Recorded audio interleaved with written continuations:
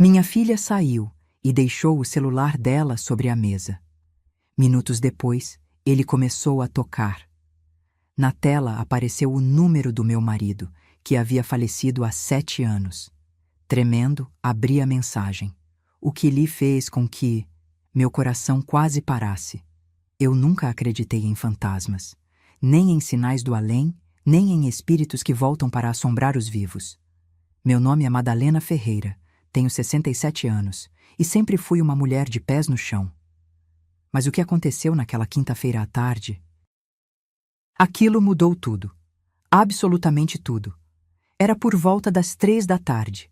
Eu estava na sala, dobrando roupas limpas que tinham acabado de sair do varal. O cheiro de amaciante ainda perfumava o ambiente. A televisão estava ligada numa novela qualquer, mais como companhia do que por real interesse.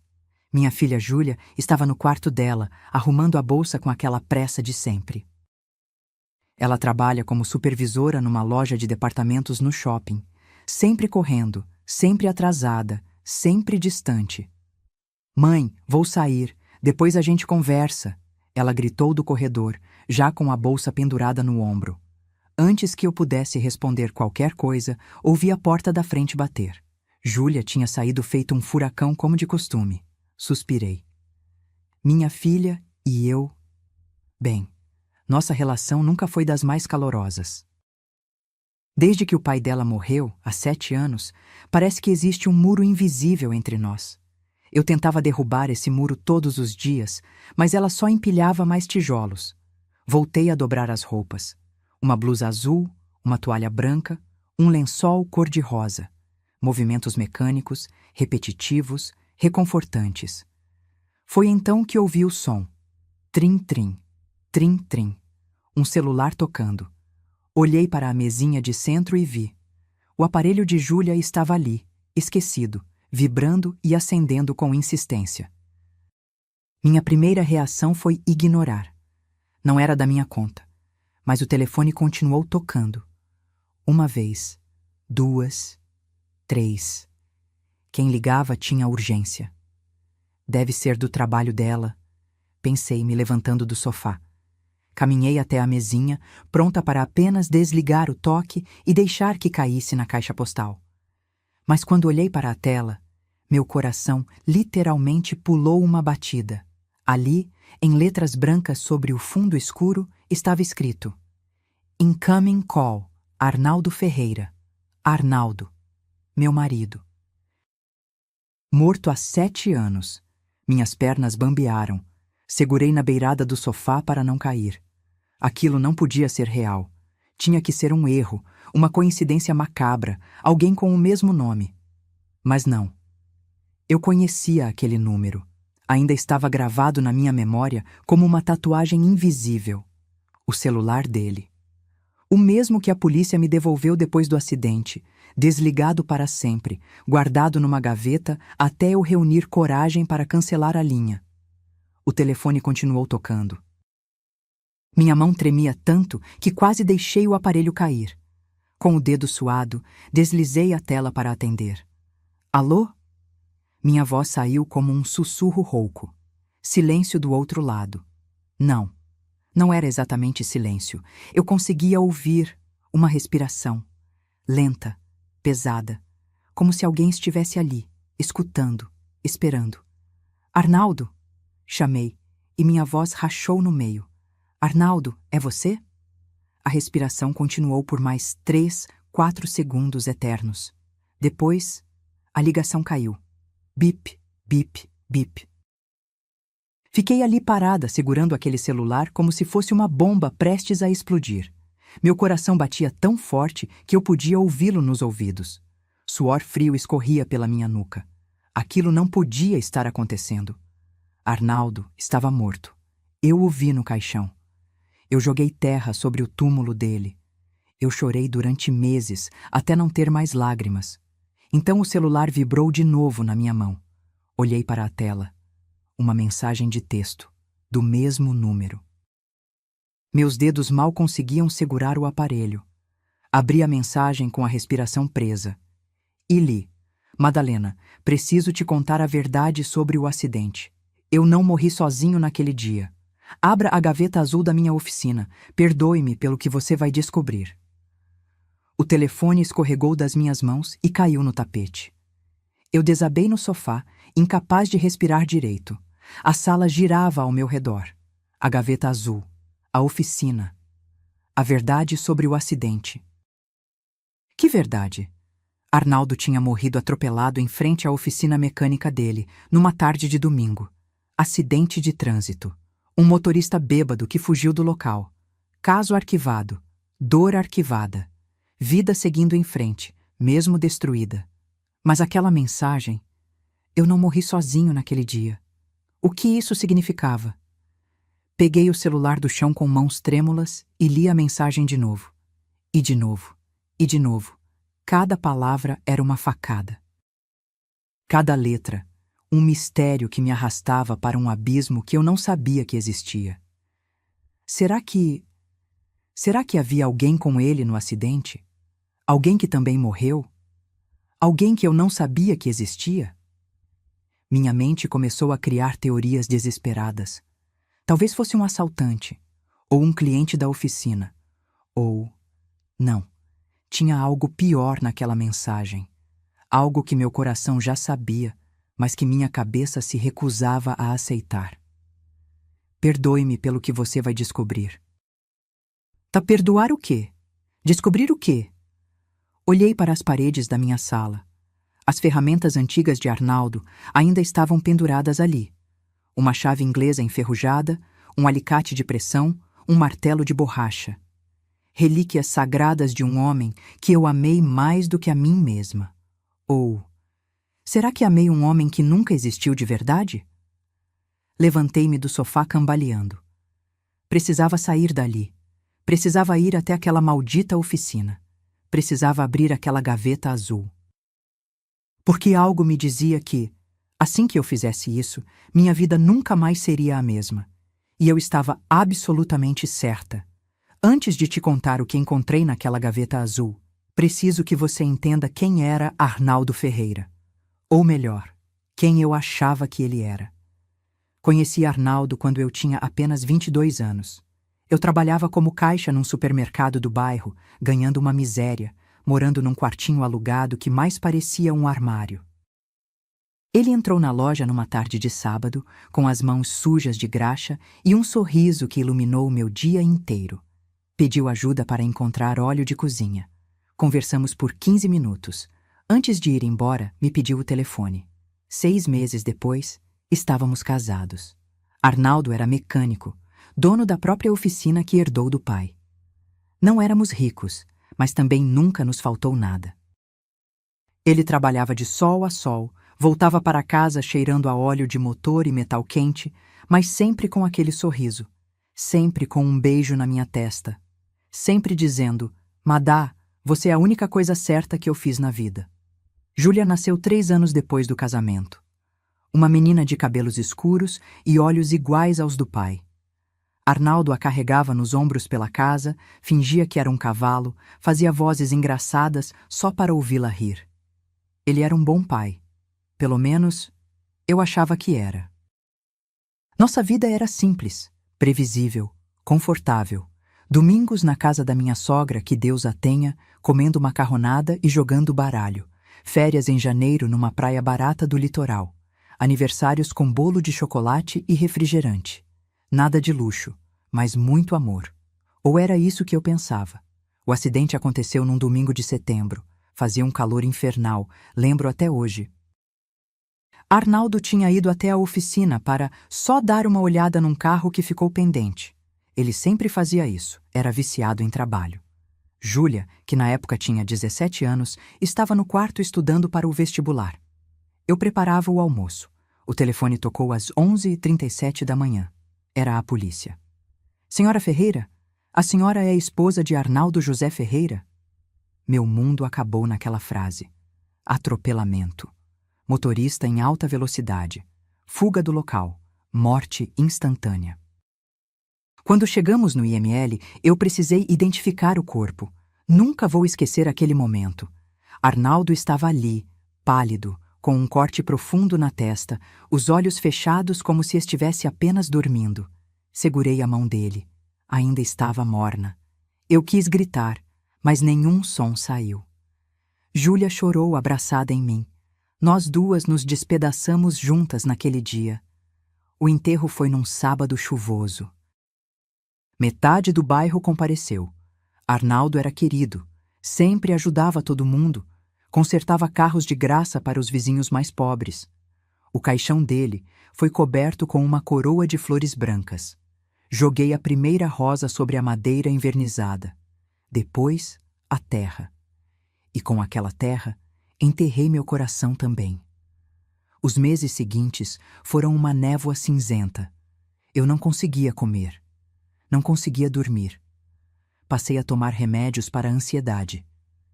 Júlia se trancou no quarto, mal conversava comigo.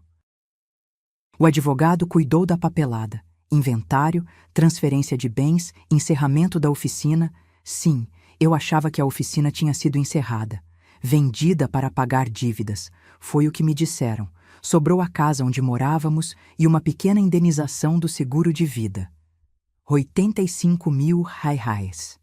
Usei parte para quitar a casa e o resto guardei para emergências. Precisei trabalhar. Comecei a fazer bolos por encomenda e costurava roupas para fora.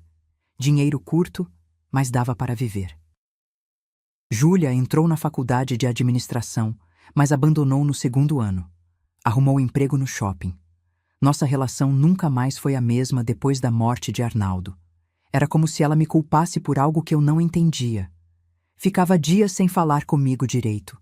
Saía cedo, voltava tarde. Dormia no quarto dela com a porta trancada.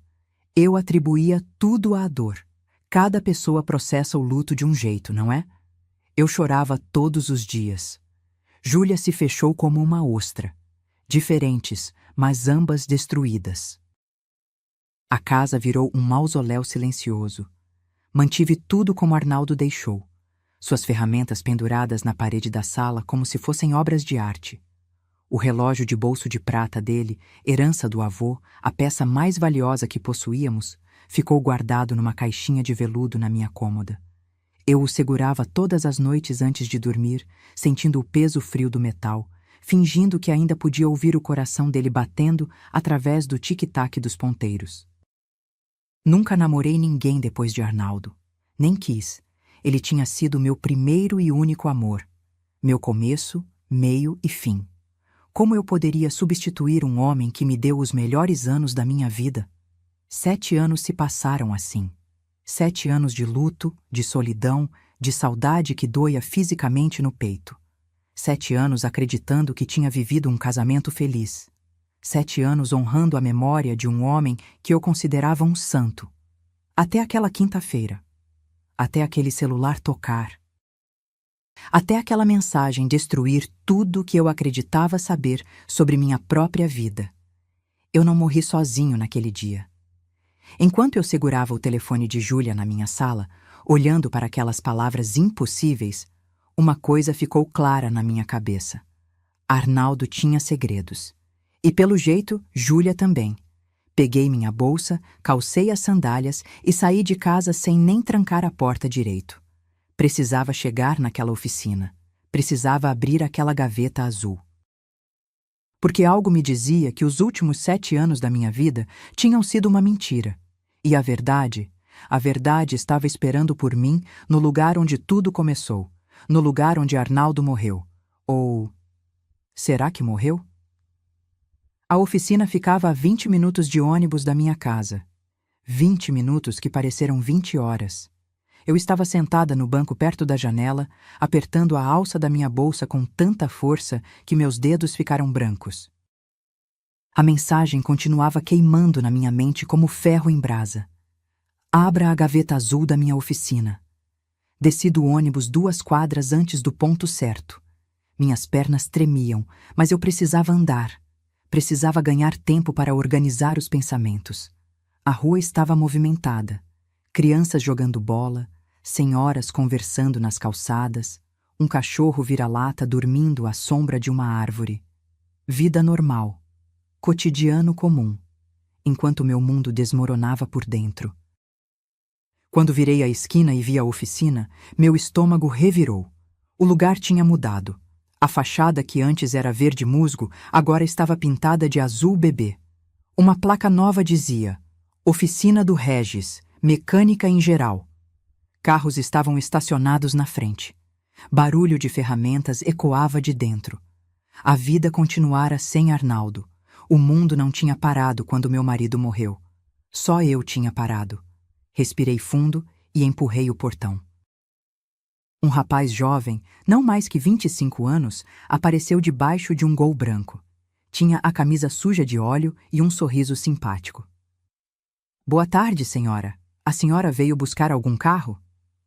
Não, eu sou Madalena. Madalena Ferreira. Meu marido era o dono desta oficina antes de... Não consegui terminar a frase. O rapaz entendeu na hora. Ah, a senhora é a viúva do seu Arnaldo. Meus pêsames. Conheci ele só de ouvir falar.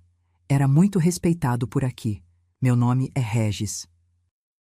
Comprei o ponto dele faz uns 5 anos. 5 anos, não 7. Então a oficina ficou fechada por 2 anos depois da morte de Arnaldo? Por que ninguém me contou isso? Regis, eu preciso de um favor muito grande. Meu marido, ele guardava algumas coisas pessoais aqui. Uma gaveta azul. Você sabe se ela ainda existe? O rapaz coçou a cabeça pensativo. Gaveta azul? Olha, quando comprei o lugar, o subsolo estava cheio de tralha velha. Deixei tudo lá embaixo porque não tinha tempo de limpar. Pode ser que tenha alguma coisa lá. Quer descer para olhar? Por favor. Ele me levou pelos fundos da oficina, por uma escadinha estreita de cimento que descia para um porão úmido. O cheiro de mofo me atingiu imediatamente. Regis acendeu uma lâmpada amarela e fraca. Ali estava tudo. Caixas empilhadas, pneus velhos, ferramentas enferrujadas, calendários antigos de oficina pendurados na parede. E no canto esquerdo, embaixo de uma lona plástica empoeirada, uma gaveta de metal azul com fechadura. Meu coração disparou. É aquela ali? Regis perguntou. É essa. Caminhei até ela como se estivesse em câmera lenta. Tirei a lona. A gaveta estava trancada. É claro que estava. Puxei a alça. Não cedeu. Tem chave? Regis perguntou. Não. Quer que eu force? Olhei para aquela gaveta azul. Meu último momento de paz estava ali, naquele segundo de indecisão.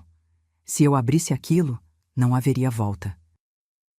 Mas como voltar se eu já tinha chegado até ali? Por favor, force! Regis pegou um pé de cabra e, com 2 golpes secos, arrombou a fechadura. O metal gemeu. A gaveta se abriu. E meu mundo acabou pela segunda vez em 7 anos. Dentro da gaveta havia uma pasta de plástico surrada, envelopes amarelados, fotografias soltas e uma caixinha de veludo vermelho. Peguei as fotos primeiro. Minhas mãos tremiam tanto que quase as deixei cair. A primeira foto. Arnaldo sorrindo ao lado de uma mulher que eu nunca tinha visto na vida. Ela era bonita, cabelos castanhos lisos, óculos de grau, sorriso largo. Estavam abraçados num restaurante. Arnaldo usava a camisa xadrez azul que eu dei para ele no aniversário de 15 anos de casamento. Segunda foto. Arnaldo segurando um bebê no colo. Um menino pequeno de macacãozinho verde. Arnaldo olhava para aquela criança com um amor que eu reconhecia. Era o mesmo jeito que ele olhava para a Júlia quando ela era pequena. Terceira foto. Arnaldo, a mulher desconhecida e o bebê. Uma família. Posando numa sala que não era a nossa. Felizes. Deixei as fotos caírem no chão. Senhora, a senhora está bem? A voz de Regis parecia vir de muito longe. Não respondi. Peguei os envelopes. Abri o primeiro com dedos que mal me obedeciam. Recibos. Dezenas de recibos de aluguel de um apartamento na Rua das Acácias, 742. R$ 1.200 mensais. Pagos religiosamente de 2010 a 2018. O nome do locatário: Arnaldo José Ferreira. Meu marido mantinha um apartamento que eu nunca soube que existia. Abri outro envelope. Contas de luz, água, internet. Todas em nome dele. Todas pagas. Todas de um lugar onde eu nunca tinha colocado os pés. O terceiro envelope me fez vomitar. Literalmente. Caí de joelhos e vomitei no chão frio do subsolo. Era um documento de reconhecimento de paternidade. Cartório do 5º ofício. Data: 14 de março de 2012. Eu, Arnaldo José Ferreira, brasileiro, casado, mecânico, reconheço como meu filho legítimo o menor Lucas Henrique Machado, nascido em 08 de janeiro de 2012, filho de Silvana Cristina Machado. Lucas. Arnaldo tinha outro filho. Um filho que nasceu enquanto ele ainda estava casado comigo. Um filho que tinha 13 anos quando Arnaldo morreu. Um filho que hoje deveria ter 23 anos. Um filho com outra mulher, Silvana Cristina Machado. Peguei a caixinha de veludo vermelha com mãos que não pareciam mais minhas. Abri. Dentro, uma aliança de ouro, delicada, feminina, gravada por dentro. Amazesse, para sempre, 2010. Arnaldo e Silvana. Para sempre. Enquanto eu, a esposa legítima, a idiota apaixonada, bordava o nome dele em toalhas de mesa e guardava as ferramentas dele como relíquias sagradas.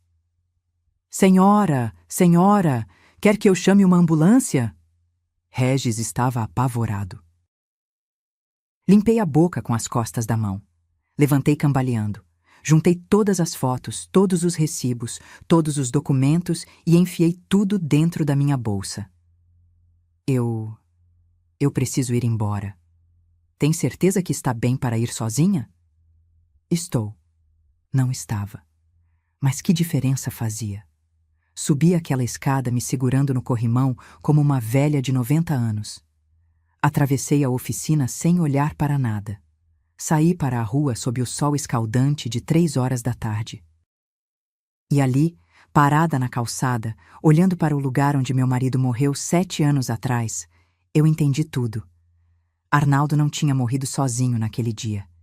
Ele tinha morrido escondendo uma vida dupla, uma família secreta, um amor paralelo. Ele tinha me traído por anos, e eu nunca suspeitei de nada, porque eu era boba, cega, patética. Mas a parte que mais doía não era essa. A parte que mais doía era saber que, em algum lugar desta cidade, existia um garoto de 23 anos chamado Lucas. O meio-irmão de Júlia. E pela mensagem que recebi hoje, Júlia sabia. Minha filha sempre soube. Voltei para casa em estado de choque. Não lembro de ter pego o ônibus. Não lembro de ter atravessado a rua. Meu corpo funcionava no automático, enquanto minha mente se afogava num mar de perguntas sem resposta. Quando abri a porta da sala, Júlia estava sentada no sofá. Ela tinha voltado do trabalho mais cedo. O celular, aquele maldito celular, estava na mão dela. E pelo jeito como me olhou quando entrei, ela sabia que eu tinha lido a mensagem. Mãe! Ela começou, mas eu levantei a mão, cortando-a no meio da palavra. Não, você não vai começar falando. Eu vou. Despejei o conteúdo da minha bolsa sobre a mesa de centro. Fotos, recibos, documentos, a aliança. Tudo esparramado ali, como cadáveres de uma vida que nunca existiu de verdade. Júlia empalideceu. De onde você tirou isso? A voz dela saiu trêmula. Da gaveta azul. Aquela que alguém me mandou abrir através de uma mensagem do celular do meu marido morto. Um celular que descobri agora está na sua mão. Peguei uma das fotos, aquela de Arnaldo com o bebê no colo, e joguei no colo de Júlia. Quem é essa criança? Quem é essa mulher? E por que raios o número do seu pai está ativo no seu celular há 7 anos? Júlia pegou a foto com mãos trêmulas. Olhou para aquela imagem por longos segundos. Quando levantou os olhos para mim, havia lágrimas ali. Mas não de tristeza, de medo. Mãe, eu posso explicar. Então explica! Gritei, e minha voz ecoou pela casa inteira. Explica como seu pai tinha uma amante, explica como ele teve outro filho, explica como você tem o celular dele funcionando depois de 7 anos. Júlia fechou os olhos. Uma lágrima escorreu pelo rosto dela. Quando abriu a boca para falar, sua voz estava firme, fria, assustadoramente adulta. Eu sempre soube, mãe, desde os meus 15 anos. O chão sumiu debaixo dos meus pés. O quê? Papai me contou. Ele me fez sentar na oficina um dia, me comprou um milkshake de chocolate e me contou tudo. Sobre Silvana, sobre Lucas, sobre a vida que ele levava longe daqui. Minha voz saiu num sussurro rouco. Por que ele te contou? Júlia limpou as lágrimas com as costas da mão. Porque eu peguei ele mentindo. Eu vi mensagens no celular dele. Confrontei. Ele não teve escolha. Me pediu para guardar segredo. Disse que não queria te machucar. Disse que você não ia aguentar a verdade. E você guardou? Explodi. Você tinha 15 anos, Júlia. 15. E guardou um segredo desses do seu próprio pai traindo sua mãe? Eu era uma criança. Eu estava apavorada. Papai me fez jurar, mãe. Ele disse que se você descobrisse, ia ter um colapso nervoso. Ele disse que ia resolver tudo eventualmente, que ia terminar com Silvana, que só precisava de tempo. Tempo? Ele teve 8 anos de tempo! Júlia levantou do sofá, chorando abertamente agora. Eu sei que deveria ter te contado. Mas eu era só uma adolescente assustada que não queria destruir a família. E depois ele morreu, mãe.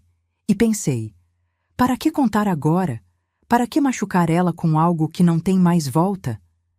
Peguei o documento de reconhecimento de paternidade e enfiei na cara dela. Lucas Henrique Machado, nascido em 2012, seu irmão. Você sabia da existência dele esse tempo todo? Júlia desviou o olhar. Sabia. E o celular? Por que você tem o celular do seu pai? Ela respirou fundo. Depois do acidente, eu peguei o telefone antes da polícia entregar para você. Troquei os chips. Dei para você o celular que ele usava aqui em casa. Fiquei com o que ele usava para falar com eles. Com eles? Repeti incrédula. Então você manteve contato? Com essa Silvana? Com esse garoto? Júlia assentiu, cabisbaixa. Lucas me procurou há 3 anos. Ele tinha 18. Descobriu sobre mim. Queria conhecer a irmã. Eu não consegui recusar, mãe. Ele perdeu o pai também. Ele estava sozinho, tentando entender. Sozinho? Gargalhei sem humor. E eu não estava sozinha, chorando todas as noites, trabalhando até minhas mãos ficarem calejadas, vendendo bolo de pote para pagar as contas, enquanto você tinha um irmão secreto e uma madrasta que eu nem sabia que existia? Ela não é madrasta. Silvana nunca foi casada com papai. Ah, que diferença faz? Joguei as mãos para o alto. Seu pai mantinha uma família paralela, Júlia. Uma casa, um filho, uma vida que não incluía a gente. E você sabia. Você sabia e me deixou aqui, feito uma idiota, pendurando as ferramentas dele na parede, guardando o relógio dele como se fosse a relíquia de um santo. Júlia soluçou. Mãe, eu sinto muito. Sente muito? Sente muito? Minha voz estava rouca de tanto gritar. Você me traiu, Júlia. Você é minha filha. Você deveria estar do meu lado, mas você escolheu proteger a memória de um homem que nos enganou durante anos. Eu estava protegendo você, ela gritou de volta. Você amava tanto ele, mãe. Você vivia para aquele homem. Se eu contasse a verdade depois da morte dele, você ia surtar. Ia entrar em depressão. Talvez até... Ela não terminou a frase, mas eu entendi. Talvez até me matar? Completei, com uma calma assustadora. É isso que você acha de mim? Que sou tão fraca que não conseguiria sobreviver à verdade? Não é isso. É exatamente isso. Vocês dois, você e seu pai, me trataram como se eu fosse de vidro. Frágil, incapaz. Enquanto eu segurava essa casa nas costas, trabalhando, cuidando, sobrevivendo, vocês achavam que eu não aguentaria saber que estava sendo traída. Peguei minha bolsa, coloquei todos os documentos de volta dentro. Onde você está indo? Júlia perguntou, assustada. Para a Rua das Acácias, 742, o apartamento que seu pai mantinha. Vou conhecer essa tal de Silvana. E vou olhar nos olhos do filho que ele preferiu ter com outra mulher. Mãe, não faz isso agora. Você está nervosa, você... Estou furiosa e vou continuar furiosa até ter todas as respostas que mereço. Você pode ficar aí, protegendo os segredos dos mortos. Eu vou atrás da verdade dos vivos. Caminhei até a porta. Antes de sair, virei para Júlia uma última vez. Você sabe qual é a pior parte de tudo isso? Não é descobrir que seu pai me traiu. É descobrir que minha própria filha me traiu também. E isso dói mais do que qualquer amante secreta poderia doer. Júlia desabou no sofá, chorando. Fechei a porta e saí. Minha vida tinha virado um pesadelo. Mas se tinha uma coisa que eu aprendi naquele dia, é que pesadelos não acabam quando você acorda. Eles continuam. E às vezes, pioram. A Rua das Acácias ficava do outro lado da cidade. Peguei 2 ônibus. 1h30 de trajeto. 1h30 para ensaiar o que diria. Para imaginar como seria olhar nos olhos da mulher que dormiu com meu marido por anos. Para tentar preparar meu coração para conhecer o filho bastardo de Arnaldo. Mas quando desci na frente do prédio, um edifício de classe média, 6 andares, fachada bege com janelas brancas, percebi que nada poderia me preparar para aquilo. Apartamento 302. 3º andar. Subi pelas escadas porque o elevador estava quebrado. Cada degrau era uma tortura. Minhas pernas pesavam toneladas. Meu coração batia tão forte que doía. Parei em frente à porta 302. Respirei fundo e toquei a campainha. Passos do outro lado. A porta se abriu e ali estava ela. Silvana Cristina Machado, a mulher das fotos. Só que 7 anos mais velha. Devia ter uns 52 anos. Cabelos castanhos agora com alguns fios grisalhos, presos num rabo de cavalo frouxo. Óculos de grau na ponta do nariz. Vestia uma blusa simples de algodão e calça jeans. Bonita de um jeito discreto. O tipo de mulher que passa despercebida na rua. Quando ela me viu, empalideceu.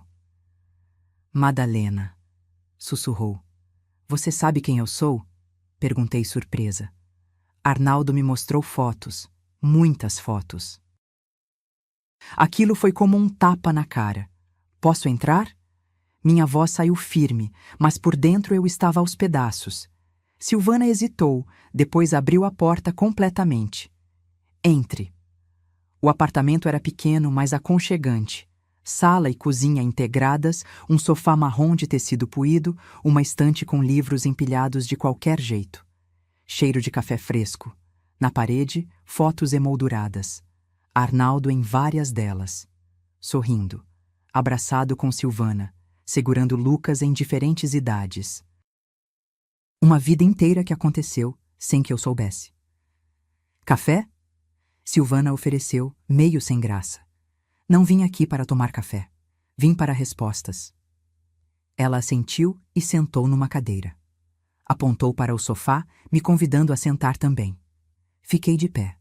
Quanto tempo? Perguntei direto. 8 anos, de 2010 até o acidente. Ele te amava?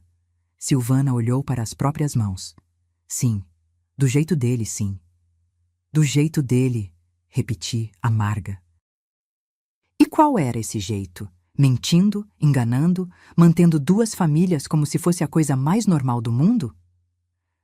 Arnaldo era complicado. Ela começou, mas eu interrompi. Não me venha com psicologia barata. Ele era um mentiroso, um traidor. Silvana levantou os olhos para mim, e pela primeira vez vi algo nela que não era medo nem vergonha. Era cansaço, uma exaustão profunda. Você acha que foi fácil para mim? Saber que o homem que eu amava voltava toda noite para outra mulher? Jantar de Natal sozinha com meu filho, porque o pai dele precisava estar com a família de verdade?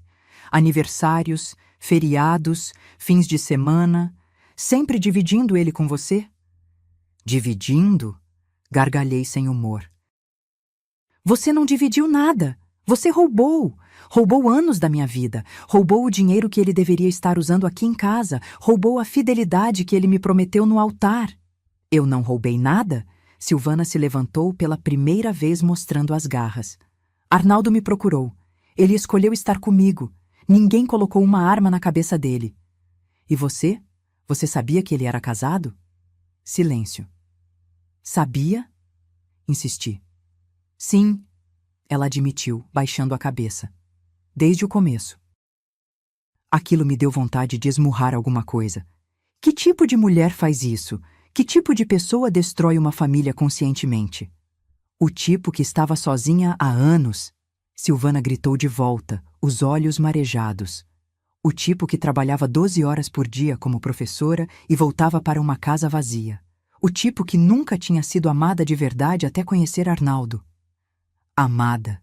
Cuspi a palavra. Ele não te amava. Se amasse, teria deixado a esposa, teria assumido você. Ele ia a deixar, ela disse, e aquilo me atravessou como uma faca. Arnaldo prometeu que depois que Júlia entrasse na faculdade, ele ia pedir divórcio, que ia oficializar nossa relação, que Lucas ia ter o sobrenome dele legalmente. Mas morreu antes disso, não foi? Terminei por ela. Que conveniente. Nesse momento, a porta do quarto se abriu, e ele entrou. Lucas Henrique Machado, o filho de Arnaldo. Era impossível negar. Os olhos eram idênticos, castanhos esverdeados, expressivos, o formato do rosto, o jeito de andar meio desengonçado. Era como ver um fantasma, um Arnaldo jovem, versão 2.0. Ele devia ter 1,80 m, magro, mas atlético. Vestia uma camisa polo branca e jeans escuros. Tinha cara de quem acabara de acordar, cabelos bagunçados, olhos inchados. Quando me viu, parou no meio da sala. Você é ela? Não foi uma pergunta, foi uma constatação. Sou a esposa legítima. Aqui ficou com a casa, o sobrenome e a certidão de casamento. Enquanto você ficou com... o que, exatamente? Lucas não se abalou com meu veneno. Fiquei com as memórias, com os finais de semana que ele passava aqui, com os jogos de futebol que assistíamos juntos, com os conselhos que ele me dava sobre a vida. Conselhos. Ri sem alegria. Que tipo de conselho? Filho, quando crescer, tenha 2 famílias ao mesmo tempo? Madalena, para. Silvana pediu. Mas Lucas levantou a mão, silenciando a mãe. Dona Madalena, eu entendo sua raiva, mas precisa saber de uma coisa. Meu pai me amou. Não da maneira tradicional, não com meu nome na certidão de nascimento no começo, mas ele estava presente. Ele me criou, e antes de morrer... Ele parou, a voz embargada. Antes de morrer, ele estava juntando dinheiro para comprar uma casa maior, para finalmente assumir nossa família publicamente. Ele tinha planos. Planos, repeti incrédula. E eu? Eu entrava nesses planos como? A ex-mulher descartada? Lucas deu 2 passos na minha direção. Você entrava como a mulher que ele respeitava, mas não amava mais. Desculpe ser direto, mas é a verdade. Papai me disse isso várias vezes. Ele te admirava, te respeitava, mas o amor estava aqui. Aquelas palavras doeram mais do que qualquer coisa até então. Ele te disse isso. Sussurrei. Disse. E mais. Ele deixou algo para mim. Um testamento. Registrado em cartório 3 meses antes do acidente. Meu sangue congelou. Testamento? Lucas foi até a estante e pegou uma pasta. Abriu e tirou um documento oficial. Estendeu para mim. Peguei com mãos trêmulas e li. Eu, Arnaldo José Ferreira, em pleno gozo de minhas faculdades mentais, deixo ao meu filho Lucas Henrique Machado 40% das ações da Oficina Ferreira em Cia Litada, registrada sob CNPJ. Parei de ler. Olhei para Lucas. 40%. Das ações da oficina. Que, segundo a última avaliação, valia R$ 680 mil na época. Hoje, com os lucros acumulados que deveriam ter sido distribuídos entre os sócios, a senhora me deve aproximadamente 280 mil reais. O apartamento girou ao meu redor. Você está me extorquindo. Estou reivindicando o que é meu por direito. Lucas cruzou os braços. Júlia já sabe disso. Aliás, ela concorda comigo. Papai deixou um legado, e eu vou lutar pelo meu pedaço. Olhei para Silvana, procurando algum sinal de humanidade. Você vai deixar ele fazer isso? Ela desviou o olhar. Lucas é adulto. Ele toma suas próprias decisões. Me virei para a porta, tonta, nauseada, destruída. Dona Madalena, Lucas me chamou. A senhora tem 60 dias para vender a casa e me pagar, ou vou ter que acionar meus advogados. Nada pessoal, apenas justiça. Saí daquele apartamento cambaleando. Desci as escadas segurando no corrimão. Na rua, vomitei na sarjeta. Meu marido tinha me traído, minha filha tinha me enganado. E agora? Agora eu ia perder minha casa. A única coisa que me restava. Os próximos 15 dias foram o inferno na terra. Lucas não estava blefando. Uma semana depois daquele encontro maldito, recebi uma intimação judicial. Envelope pardo entregue por um oficial de justiça que bateu na minha porta às 8 da manhã de uma segunda-feira. Ação de reconhecimento e dissolução de sociedade empresarial, CC, cobrança de Haveres. Traduzi mentalmente. Ele estava me processando. Queria ser o pedaço da oficina que eu nem sabia que ainda existia legalmente. E queria o dinheiro, todo o dinheiro. Procurei um advogado, o Dr. Martins, um senhor de 60 e poucos anos que atendia num escritório minúsculo perto da rodoviária. Cobrava R$ 200 a consulta, o mais barato que encontrei. Ele leu os documentos, ajustou os óculos e suspirou. Senhora Madalena, vou ser honesto. O caso dele é sólido. Testamento registrado em cartório, reconhecimento de paternidade regularizado, documentação da empresa em ordem. Se a oficina estava ativa quando seu marido morreu, tecnicamente ele é co-herdeiro. Mas a oficina foi vendida? Foi fechada? Foi? Ele folheou os papéis. Aqui diz que a empresa só foi baixada oficialmente em 2020, 3 anos após a morte do seu esposo. Quem assinou a documentação de encerramento? Fiquei em silêncio. Não sabia. Nunca tinha me preocupado com esses detalhes. Júlia e o advogado da época tinham cuidado de tudo. Preciso investigar isso, murmurei. Investigue. Mas saiba que, do jeito que está, esse rapaz tem grandes chances de ganhar. E se ganhar, a senhora vai ter que pagar, com a casa, se necessário. Saí daquele escritório com vontade de gritar. Voltei para casa e confrontei Júlia, que estava no quarto mexendo no notebook. Você sabia da oficina, que ela continuou existindo legalmente até 2020? Júlia nem levantou os olhos da tela. Sabia. E não achou importante me contar? Mãe, eram só papeladas burocráticas. Eu e Lucas cuidamos disso juntos. Fechamos a empresa oficialmente para não ter mais custos. Você e Lucas? Explodi. Vocês decidiram juntos sobre a herança do meu marido? Júlia finalmente me olhou, e o que vi naqueles olhos me assustou. Frieza, indiferença. Tecnicamente, era a herança do pai dele também. Eu só fiz o que era justo. Justo? Repeti, incrédula. Você acha justo eu perder minha casa por causa de um filho que ele teve com uma amante? Acho justo Lucas receber o que papai quis deixar para ele. E sinceramente, mãe, você precisa superar isso. Papai não volta mais. E Lucas é meu irmão. Eu não vou abandoná-lo. Foi naquele momento que entendi. Eu tinha perdido minha filha. Não para a morte, mas para a traição. Júlia tinha escolhido o lado deles. O processo avançou rápido demais. Lucas tinha contratado um advogado caro, doutor Ribeiro, famoso por ganhar causas impossíveis. Em 2 semanas, ele conseguiu um mandado de penhora da minha casa. Penhora condicional até julgamento final do mérito, explicou o Dr. Martins. Significa que a casa fica bloqueada. A senhora não pode vender sem autorização judicial.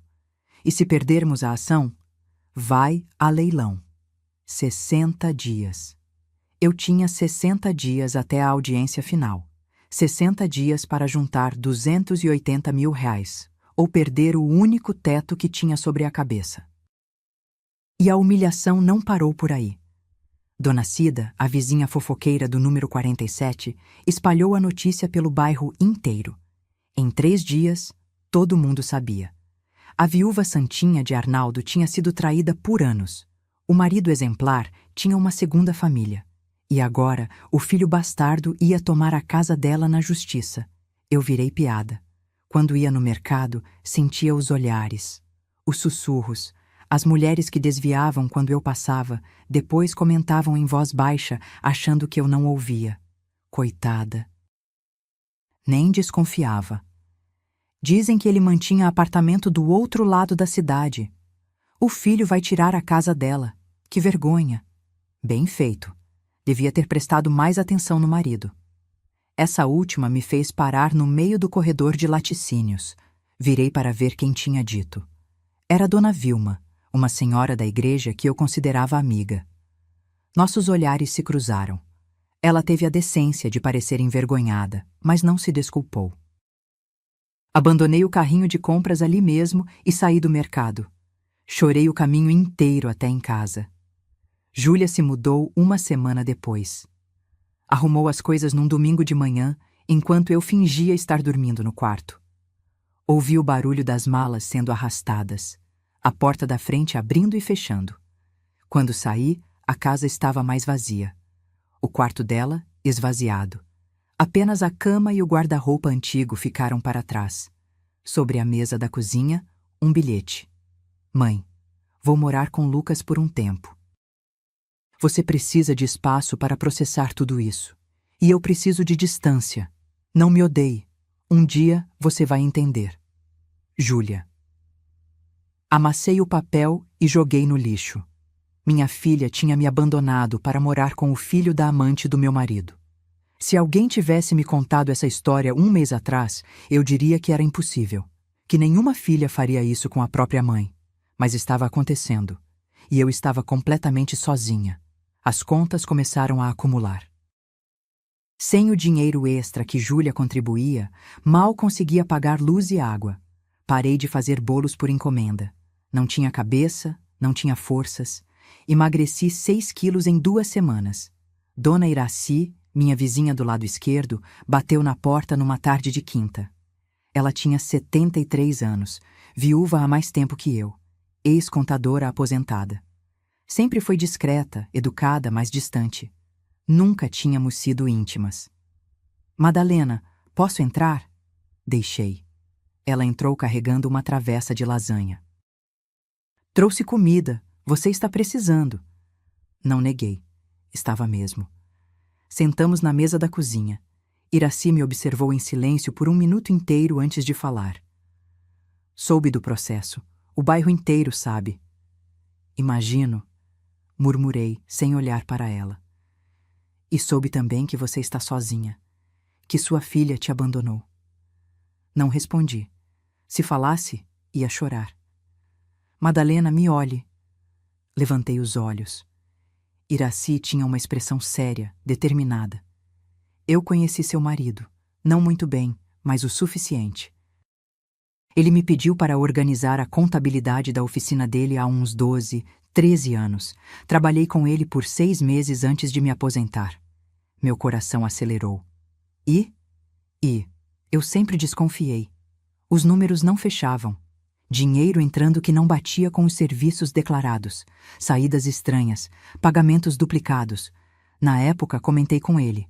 Arnaldo disse que era investimento pessoal e me pediu para não me preocupar. Iraci abriu a bolsa e tirou um envelope amarelado. Guardei cópias. Eu sempre guardo. Mania de contadora. Ela colocou o envelope na minha frente. Abra. Abri com mãos trêmulas.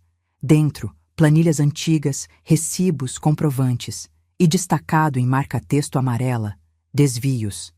dinheiro do INSS de funcionários que nunca foi repassado, impostos sonegados, notas fiscais falsas. Seu marido era um sonegador, Madalena, e pelos valores aqui, um sonegador de longa data. Se a Receita Federal investigar isso... Ela não terminou a frase. Não precisava. Por que está me mostrando isso? Perguntei confusa.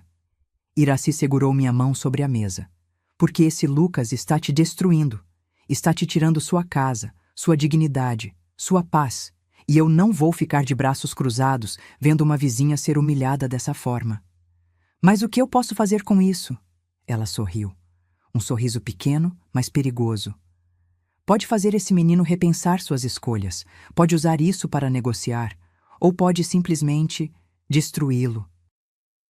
Assim como ele está destruindo você. Olhei para aqueles documentos. Pela primeira vez em semanas, senti algo além de dor e desespero. Senti raiva, e raiva é combustível. Passei a noite inteira estudando os documentos que Dona Iraci me deu. Cada página era uma revelação. Cada número, uma prova de que Arnaldo não era apenas um traidor no casamento, era um criminoso. Desvio de contribuições previdenciárias, R$127 mil ao longo de 5 anos. Funcionários que achavam que estavam segurados, mas cujo INSS nunca foi pago.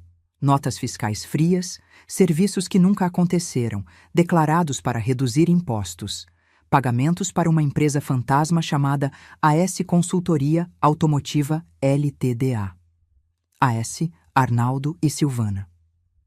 A oficina era apenas a fachada. Por trás havia um esquema de lavagem de dinheiro. E Silvana estava no meio. Às 6 da manhã ouvi a campainha. Dona Iraci estava na porta com uma garrafa térmica de café e pão de queijo caseiro. Não dormiu, não é? Ela disse entrando sem pedir licença. Como você sabe? Porque eu também não dormi quando descobri isso há anos. Fiquei 3 noites acordada, decidindo se denunciava ou se fingia que não tinha visto nada. Por que não denunciou? Iraci serviu café para nós duas. Porque seu marido me convenceu de que estava resolvendo.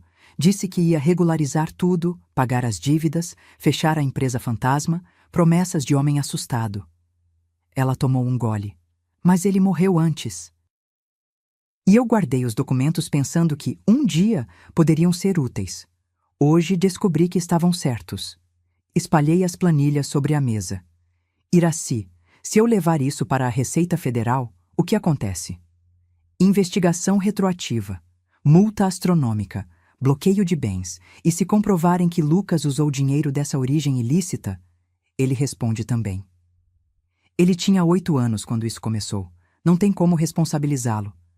Ah, mas tem. Iraci pegou uma das folhas.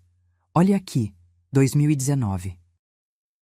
Lucas tinha 19 anos. Essa transferência de R$45 mil da conta da empresa fantasma para a conta pessoal dele. Ele assinou como sócio consultor. Ele sabia de onde vinha o dinheiro. Meu coração acelerou. Você tem certeza? Absoluta. E tem mais. Ela pegou o celular e mexeu por alguns minutos. Fui fuçar nas redes sociais dele ontem à noite. O garoto não é discreto. Ela me mostrou a tela. Instagram de Lucas Henrique Machado, perfil público, fotos de um BMW preto reluzente. Meu novo brinquedo, R$320 mil bem investidos, dizia a legenda. Data, 3 meses atrás. Mais fotos. Viagem para Miami. Resort 5 estrelas. Roupas de marca, relógio Rolex no pulso. De onde um garoto de 23 anos tira dinheiro para isso? Iraci perguntou retoricamente. Ele trabalha sim como engenheiro júnior. Salário, R$4.500 por mês segundo o LinkedIn dele. Não dá para comprar nem o retrovisor daquele carro. Ele está usando o dinheiro da herança, murmurei. Exatamente. E provavelmente parte do dinheiro sujo que Arnaldo desviou. O que significa que ele é cúmplice. Talvez não intencionalmente no passado, mas certamente agora. Fiquei em silêncio, processando. Madalena, você tem 2 opções. Iraci disse séria. Opção 1. Se deixa destruir. Perde a casa, paga o que não deve, vira a coitadinha do bairro para sempre. Opção 2. Contra-ataca. Usa essas informações para se proteger. Mostra para esse garoto mimado que mexeu com a pessoa errada. Eu não sei fazer isso, admiti, a voz fraca.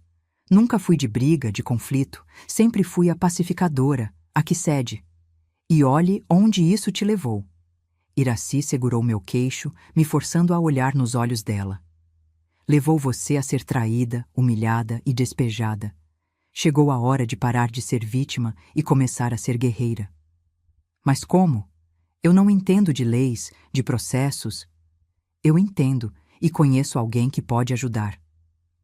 2 horas depois, eu estava no escritório do doutor Heitor Alvarenga, 12º andar de um prédio comercial no centro. Sala ampla, estante de mogno cheia de códigos jurídicos, diplomas emoldurados na parede. Dr. Heitor tinha uns 45 anos, cabelos grisalhos nas têmporas, terno cinza impecável. Fama de ser implacável em casos de crimes financeiros. Dona Iraci me contou a situação. Ele disse, ajeitando os óculos. E analisei os documentos que ela me enviou por e-mail. Interessante. Muito interessante. Eu posso fazer alguma coisa com isso? Perguntei esperançosa. Pode e deve. Ele abriu uma pasta. Primeiro, sonegação fiscal comprovada. Crime previsto na Lei 8.137/90, pena de 2 a 5 anos. Segundo, apropriação indébita previdenciária. Lei 9.983/00, pena de 2 a 5 anos. Terceiro, uso de documento falso para constituir empresa fantasma, pena de 1 a 5 anos. Ele fez uma pausa dramática. O patrimônio de Lucas Henrique Machado pode ser bloqueado cautelarmente se houver indícios de que foi adquirido com recursos ilícitos, e pelos posts nas redes sociais há indícios de sobra. Mas isso não vai prejudicar a memória de Arnaldo? Manchá-lo publicamente? Dr. Heitor me olhou com uma mistura de pena e impaciência. Dona Madalena, com todo respeito, seu marido já manchou a própria memória quando traiu a senhora por 8 anos, teve um filho fora do casamento e desviou dinheiro de trabalhadores honestos. O que a senhora vai fazer agora é apenas revelar a verdade. Iraci, sentada ao meu lado, apertou minha mão. Madalena, você tem que escolher. Proteger a imagem de um morto que não te respeitou em vida, ou proteger a si mesma. Fechei os olhos. Respirei fundo. Pensei em Arnaldo, no homem que amei. No homem que nunca existiu de verdade. Pensei em Júlia, na filha que me traiu, que escolheu o lado deles. Pensei em Lucas, no garoto mimado que queria me tirar de casa para bancar uma vida de luxo com dinheiro roubado.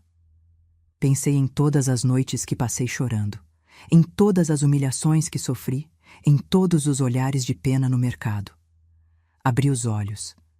O que eu preciso fazer? Dr. Heitor sorriu. Não foi um sorriso gentil. Foi um sorriso de caçador que acabou de encontrar a presa.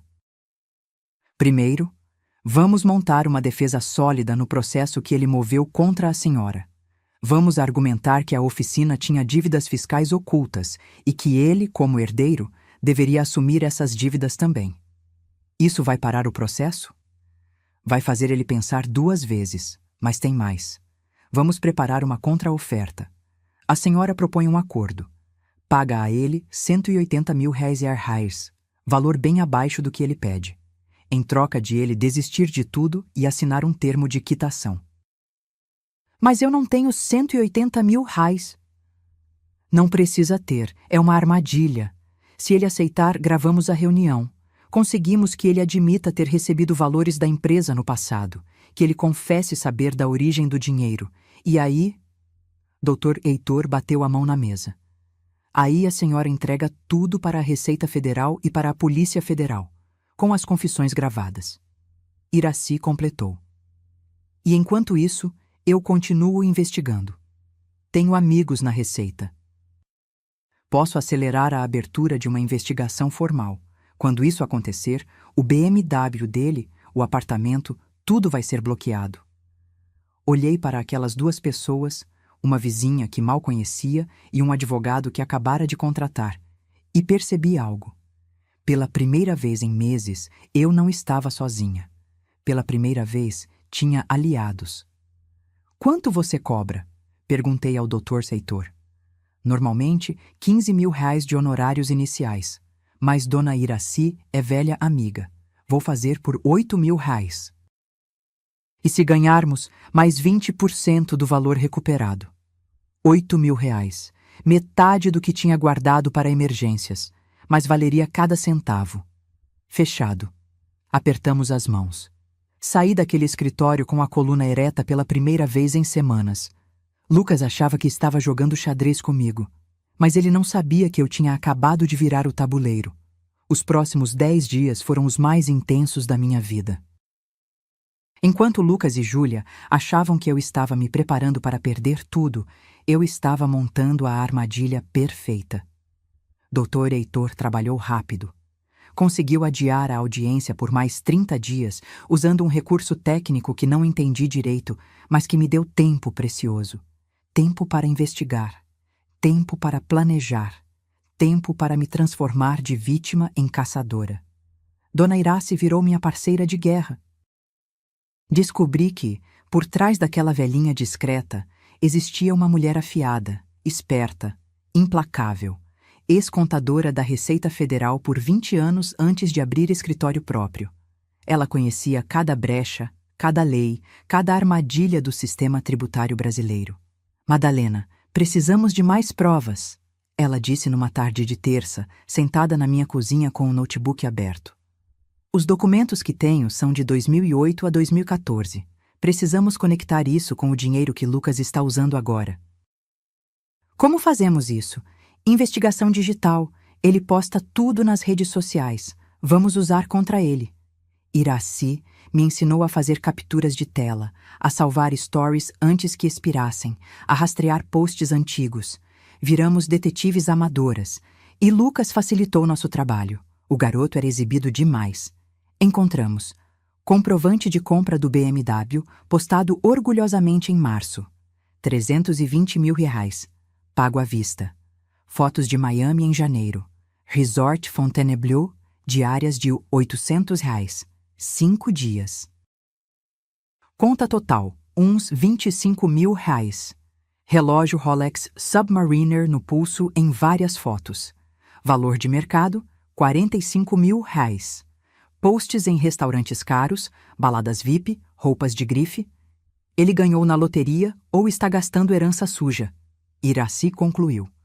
E como não achei registro dele na Mega Sena, sabemos a resposta. Dr. Heitor pediu extrato bancário de Lucas através de ordem judicial. O juiz concedeu, dada a suspeita de origem ilícita dos bens ostentados pelo requerido. Vitória pequena, mas importante. Quando os extratos chegaram 3 dias depois, tivemos a confirmação.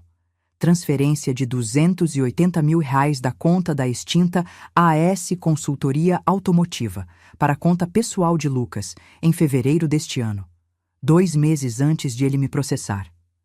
Ele esvaziou a empresa fantasma antes de vir atrás de você. Dr. Heitor explicou. Esperto, mas não esperto o suficiente. Porque aquela empresa tinha uma dívida ativa de R$ 340.000 com a Receita Federal.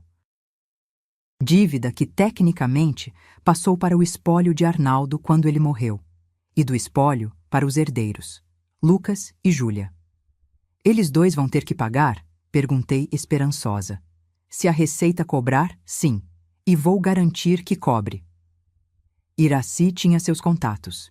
Um fiscal chamado Renato, colega de anos de Receita, que, por acaso, decidiu reabrir a investigação sobre a AS Consultoria. Coincidências da vida. Enquanto isso, preparamos o teatro. Doutor. Heitor entrou em contato com o advogado de Lucas, o tal Dr. Ribeiro, propondo acordo. Minha cliente, em gesto de boa vontade e para evitar desgaste emocional prolongado, oferece R$ 180.000 em parcela única pela desistência total da ação, com quitação de quaisquer direitos hereditários futuros. A isca estava lançada. Lucas demorou 2 dias para responder.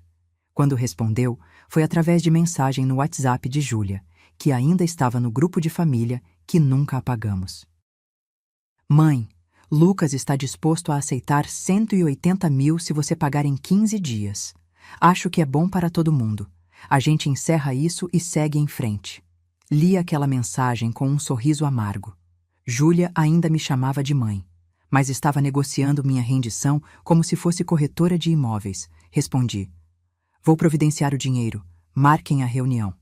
Júlia marcou para a sexta-feira seguinte, no escritório do Dr. Ribeiro. 12h. Perfeito, disse Dr. Heitor quando contei. Vou preparar o termo de acordo e vamos gravar tudo.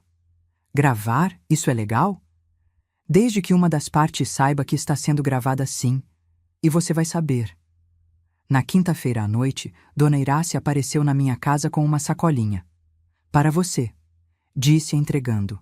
Dentro, um colar delicado, dourado, com um pingente discreto em formato de coração. Bonito, comentei sem entender. É um gravador. Microfone embutido no pingente. Grava até 8 horas de áudio em alta qualidade. Comprei pela internet. Chegou hoje. Olhei para aquele colar com espanto. Você está me transformando em espiã? Estou te transformando em sobrevivente, ela corrigiu. Use na reunião. Deixe eles falarem. Quanto mais confessarem, melhor.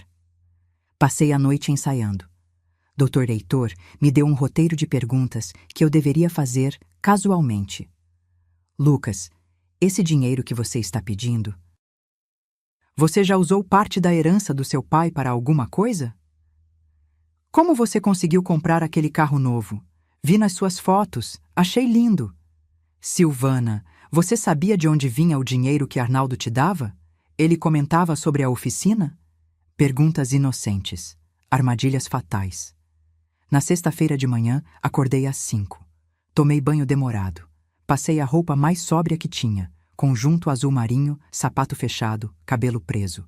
Precisava parecer derrotada, frágil, resignada. Coloquei o colar gravador. Apertei o botão minúsculo escondido na parte de trás do pingente. Uma luz verde piscou uma vez. Estava gravando. Dona Iraci me levou de carro até o centro. Dr. Heitor nos esperava na porta do edifício. Pronta? Ele perguntou. Pronta. Subimos. 14º andar.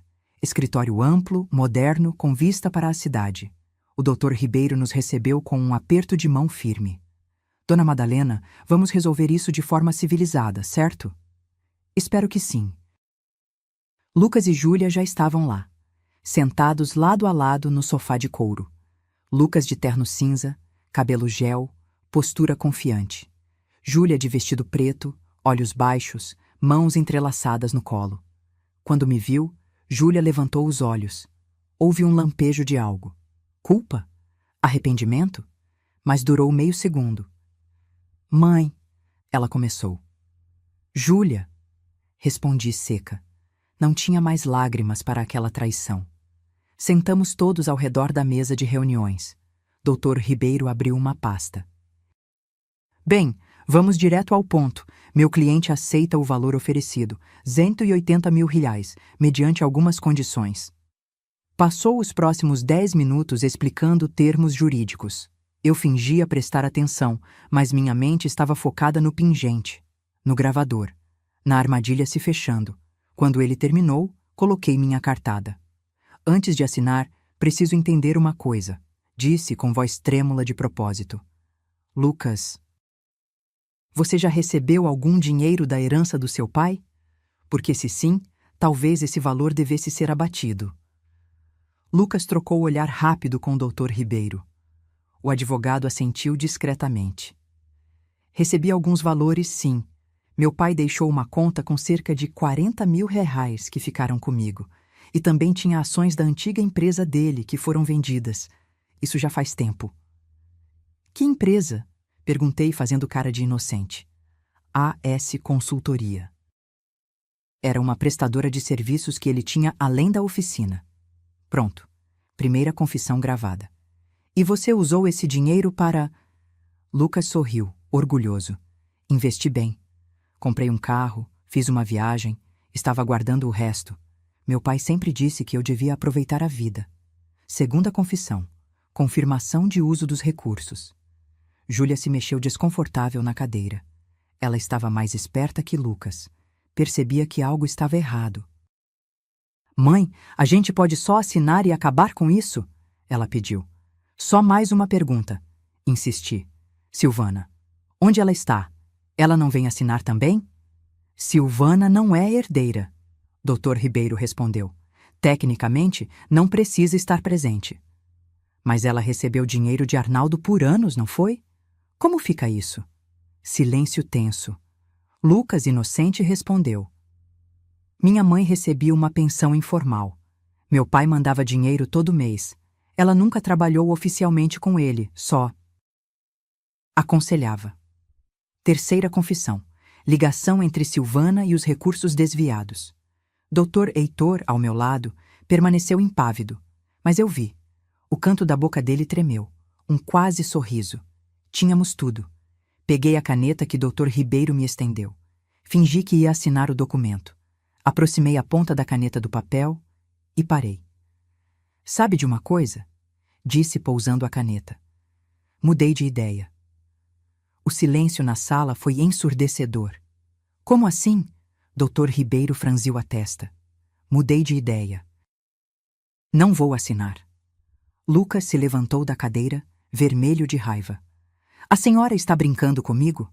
Marcou essa reunião, me fez vir até aqui e agora desiste?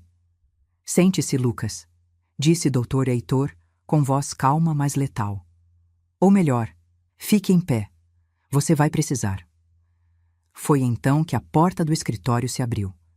E entraram 3 pessoas. Um homem de terno escuro com uma pasta, uma mulher de blazer vinho e um policial federal fardado. Que diabos é isso? Dr. Ribeiro se levantou, alarmado. O homem de terno mostrou uma credencial. Auditor Fiscal Renato Campos, Receita Federal do Brasil. Essa é a doutora Patrícia Mendes, da Procuradoria da Fazenda Nacional. E esse é o agente Maurício, da Polícia Federal. Lucas empalideceu. Júlia levou a mão à boca. O que está acontecendo? Ela sussurrou. O auditor Renato abriu a pasta e colocou documentos sobre a mesa. Estamos aqui para notificar formalmente o Sr. Lucas Henrique Machado sobre a abertura de investigação referente à ação fiscal número 2847/2025, que apura crimes tributários, previdenciários e lavagem de dinheiro relacionados à empresa AS Consultoria Automotiva Ltda. Ele pausou, olhando diretamente para Lucas. Empresa da qual o senhor recebeu transferências bancárias significativas nos últimos meses, totalizando R$280 mil. Recursos esses provenientes de atividades ilícitas comprovadas entre 2010 e 2018. Lucas tentou falar, mas nenhum som saiu. A doutora Patrícia continuou. Também notificamos que, conforme Código Tributário Nacional, artigo 131, os sucessores respondem pelos tributos devidos. A empresa AS Consultoria possui dívida ativa de R$340 mil. Como herdeiro que se beneficiou diretamente dessa empresa, o senhor é corresponsável por essa dívida. Isso é ridículo. Lucas finalmente explodiu. Eu não sabia de nada. Meu pai que... Seu pai está morto.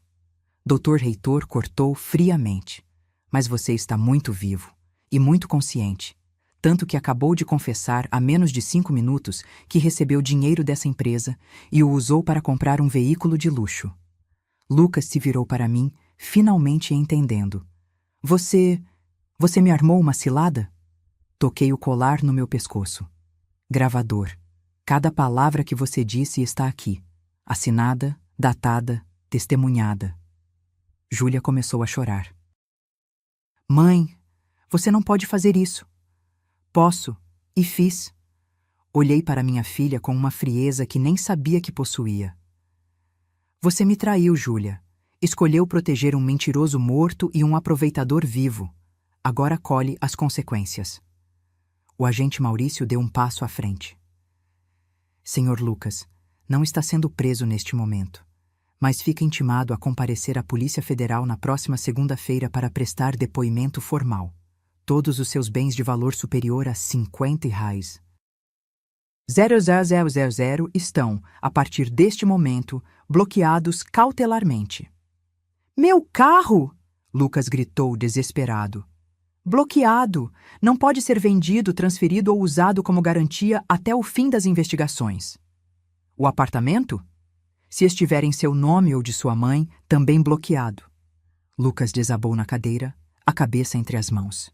Doutor Ribeiro, o advogado dele, tentou uma defesa. Isso é abuso de autoridade. Meu cliente é inocente até que se prove o contrário. Seu cliente usou dinheiro de origem comprovadamente criminosa. Dr. Heitor rebateu. Confessou isso em gravação. E ainda teve a audácia de processar a viúva da vítima para extorquir mais dinheiro. Inocente não é a palavra que eu usaria. Renato, o auditor, se virou para mim. Dona Madalena, a senhora também será intimada a depor. Mas como vítima e testemunha, não como investigada. Os documentos que forneceu foram cruciais para essa operação. Operação? Júlia perguntou, entre soluços. Operação Herança Manchada. Doutora Patrícia respondeu. Investigamos 3 casos similares nos últimos meses. Herdeiros usando recursos de origem ilícita para mover ações contra viúvas desprotegidas. Seu irmão, senhorita Júlia, é o caso mais recente, e será exemplar. Júlia olhou para mim, os olhos vermelhos, o rosto desfigurado de choro. Mãe, eu não sabia que ia chegar nesse ponto. Lucas me garantiu que estava tudo certo, que era só pegar o que era dele por direito. Você acreditou porque quis acreditar, respondi. Porque era mais fácil me trair do que admitir que seu pai era um criminoso, que você estava morando com dinheiro roubado, que seu querido irmãozinho é um parasita. Não fala assim dele, Júlia gritou se levantando. Por quê? Porque dói. Ótimo. Agora você sabe como eu me senti quando descobri que meu marido tinha outra família, que minha filha sabia e escondeu, que os 2 queriam me tirar de casa. O silêncio que se seguiu foi cortante. Dr. Ribeiro juntou seus documentos, derrotado. Preciso consultar meu cliente em privado. Fique à vontade, Dr. Heitor disse magnânimo, mas saiba que a oferta de acordo foi retirada. Agora não há negociação. Há apenas processo criminal e execução fiscal. Renato entregou um envelope a Lucas. Auto de infração, R$ 340 mil de dívida tributária, mais multa de 150%, totalizando R$ 850 mil. Prazo para pagamento ou parcelamento, 30 dias. Após isso, seus bens vão a leilão. Lucas pegou o envelope com mãos trêmulas. Abriu, leu. E eu vi o momento exato em que ele entendeu que sua vida acabara de desmoronar. Eu não tenho esse dinheiro, ele sussurrou. Então vai perder tudo, doutora Patrícia disse sem piedade. O carro, a herança, a reputação, e se a investigação comprovar que você sabia da origem criminosa desde o início, pode adicionar de 2 a 6 anos de prisão. Lucas começou a chorar. Um choro feio, desesperado, de homem que se achava intocável e descobriu que era feito de papel. Júlia se aproximou dele, tentou consolá-lo, mas ele a empurrou. Sai! Isso é culpa sua! Você disse que sua mãe era uma velha boba que não ia reagir, que era só pressionar que ela cederia. Aquelas palavras foram uma bofetada em Júlia. Ela se virou para mim, chocada, envergonhada. Mãe, eu nunca o quê? Nunca me achou boba? Nunca apostou na minha fraqueza? Dei um passo em direção a ela. Júlia, você me subestimou. Vocês 2 me subestimaram. Acharam que porque eu chorei, porque eu sofri, porque eu fui traída, eu seria uma presa fácil. Tirei o colar gravador do pescoço e coloquei sobre a mesa. Mas eu não sou. Sou uma mulher que foi empurrada além do limite. E quando isso acontece, a gente não desmorona. A gente vira aço. Olhei para Lucas uma última vez. Você queria minha casa? Queria meu dinheiro? Queria me humilhar publicamente? Sorri. Um sorriso sem calor. Parabéns. Conseguiu me tirar do chão, mas não para me derrubar, para me fazer levantar. Me virei para Dr. Heitor. Podemos ir? Podemos. Caminhamos em direção à porta. Dona Iraci, que tinha ficado no corredor o tempo todo, me esperava com um sorriso de orgulho. Antes de sair, ouvi a voz de Júlia. Mãe, me desculpa. Por favor. Parei. Não me virei. Quando você aprender a respeitar quem te colocou no mundo, talvez eu considere. Até lá, você sabe onde me encontrar. Na casa que você tentou me tirar. Saímos. A porta se fechou atrás de nós. No elevador, descendo, Dona Iraci apertou minha mão. Você foi perfeita. Eu estava morrendo de medo. Medo é bom. Significa que você está viva. Quando saímos do prédio, o sol da tarde me cegou por um segundo. Respirei fundo, livre, finalmente livre. 3 meses se passaram desde aquele dia no escritório. 3 meses que mudaram tudo. Lucas foi condenado a prestar 1.000 horas de serviços comunitários e devolver 140 mil reais aos cofres públicos, valor que a Receita conseguiu rastrear como efetivamente desviado e comprovadamente usado por ele. O BMW foi leiloado. O dinheiro, revertido para pagar parte da dívida tributária. Ele conseguiu um parcelamento em 120 vezes para o resto. Vai pagar até os 33 anos. A última vez que soube dele, estava morando num apartamento alugado de 1 quarto na periferia, trabalhando como engenheiro júnior e pegando ônibus para ir ao trabalho. A vida de luxo acabou. O Instagram privado, as fotos apagadas, o silêncio da vergonha. Silvana perdeu o apartamento da Rua das Acácias. Estava no nome dela, então entrou na execução fiscal como bem a ser leiloado. Ela se mudou para a casa da irmã no interior.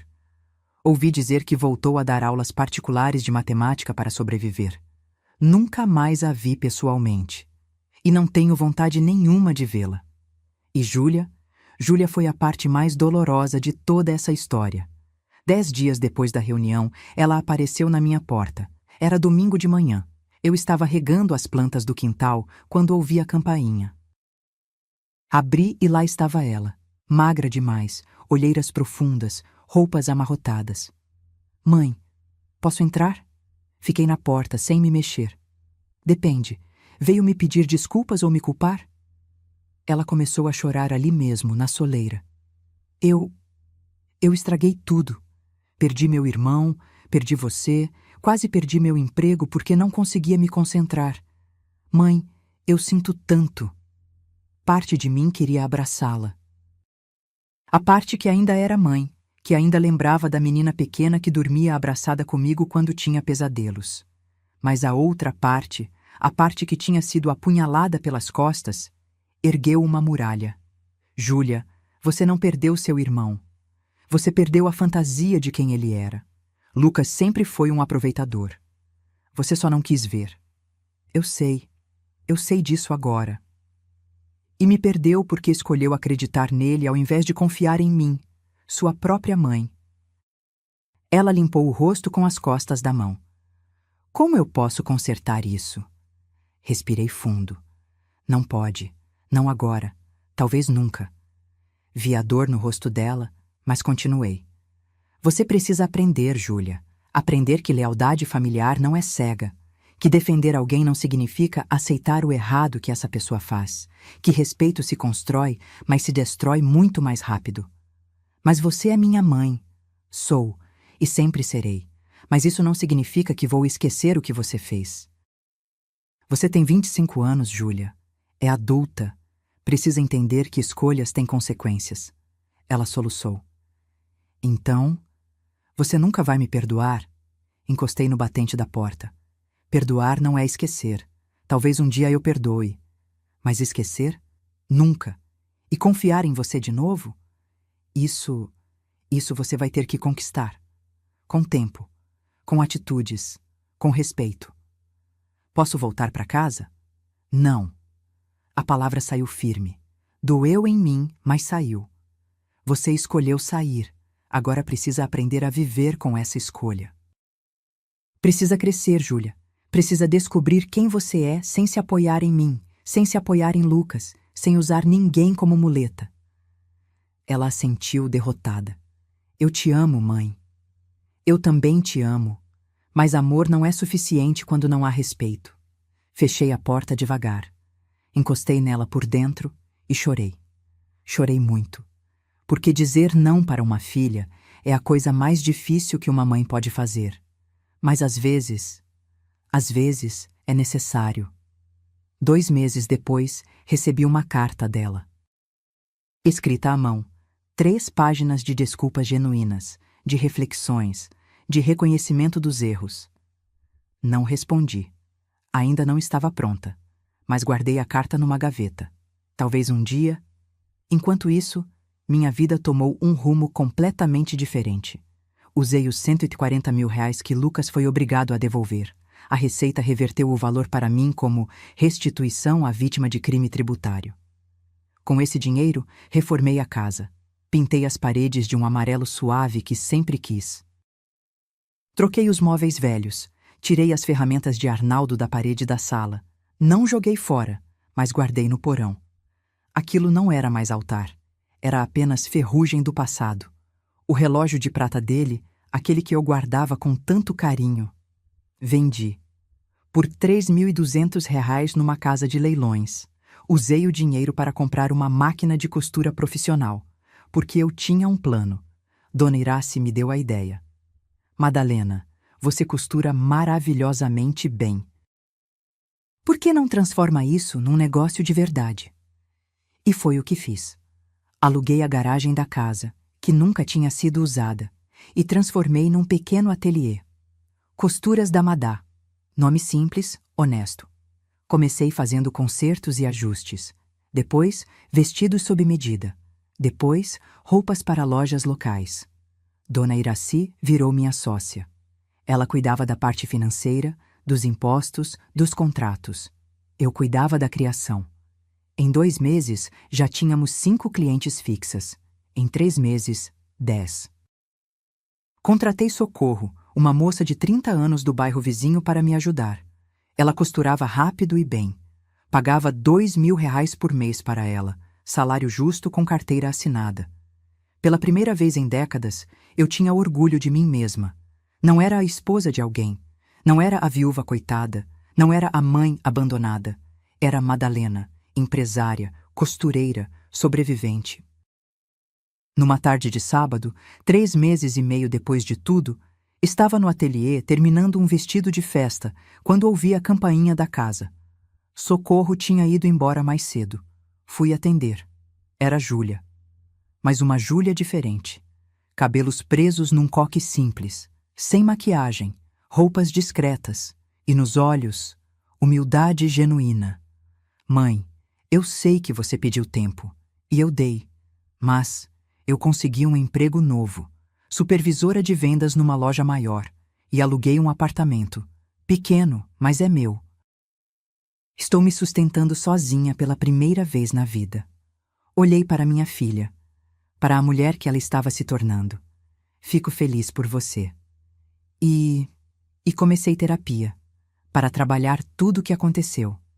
A terapeuta me ajudou a entender que eu coloquei a culpa da morte do papai em você, inconscientemente, e me aproximei de Lucas porque era um jeito de ter ele de volta. Aquilo me pegou de surpresa. Por que você me culpava? Ela limpou uma lágrima. Porque você estava aqui, viva. E ele não. Era irracional, eu sei, mas era o que eu sentia. Abri a porta um pouco mais. Quer entrar? Ela hesitou.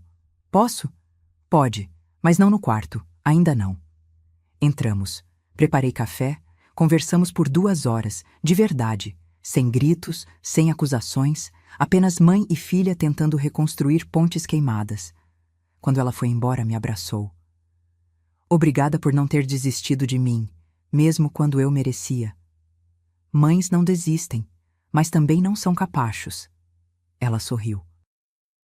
Um sorriso pequeno, mas real. Aprendi isso. Hoje, 6 meses depois daquela quinta-feira maldita em que tudo começou, estou sentada no meu ateliê. É fim de tarde. O sol entra pela janela iluminando o tecido azul turquesa que estou cortando. O celular toca. É Júlia. Mãe, posso ir aí domingo? Queria te mostrar o apartamento. Pode. Levo o bolo. Aquele de cenoura com cobertura de chocolate? Esse mesmo. Te amo, mãe. Também te amo, filha. Desligo. Olho ao redor. Para o ateliê que construí. Para a vida que reconstruí. Para a mulher que me tornei. Arnaldo me traiu. Júlia me abandonou. Lucas tentou me destruir. Mas eu sobrevivi. Mais que isso, eu venci. Porque no final, a maior vingança não foi destruir quem me machucou. Foi me reconstruir. Foi provar que eu não precisava deles para ser inteira. Foi escolher, todo santo dia, continuar viva.